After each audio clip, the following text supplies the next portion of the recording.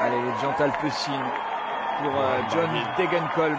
Warren qui se sacrifie dans un rôle de coéquipier qu'il connaît bien et qu'il apprécie, qu'il sait faire surtout. Et on sent que beaucoup de coureurs sont émoussés, fatigués, parce qu'on a perdu pas mal de trains. Il n'y a plus beaucoup de trains, c'est plutôt un coureur pour son sprinter. Voilà l'image ici de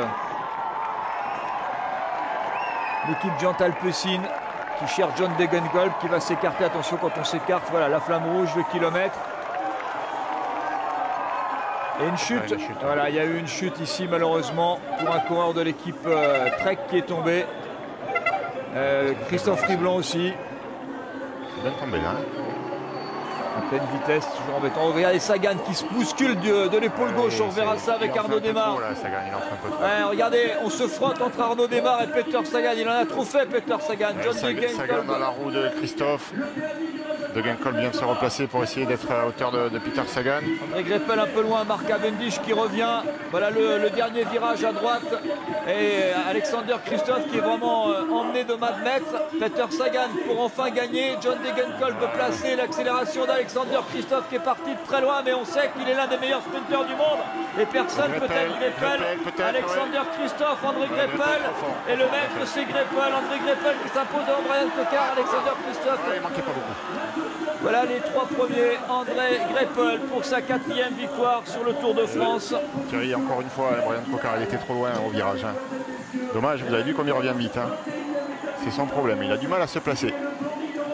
Et voilà l'arrivée ici de l'équipe Sky au complet avec en tout cas moins un coureur, Peter Chenot, son champion de Grande-Bretagne qui les a quittés, mais il termine à 8.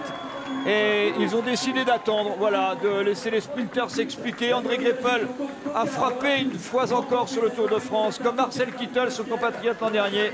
Il remporte sa 4e victoire d'étape sur le Tour de France.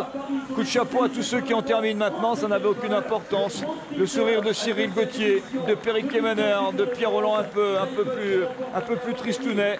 Et la joie bien sûr d'André Greipel qui indiscutablement était le sprinter le plus fort de ce Tour de France. C'est la 6e victoire allemande sur ce Tour de France. 4e victoire bien sûr, ça va de soi pour l'équipe Lotto Soudal.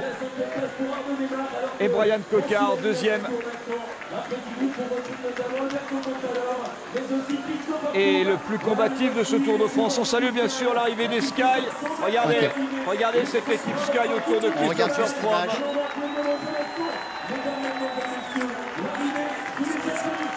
Voilà, il s'est fait à l'instant même Christopher Froome et les Sky. Et bien Christopher Froome remporte, Gérard, son 2e Tour de France après 2013.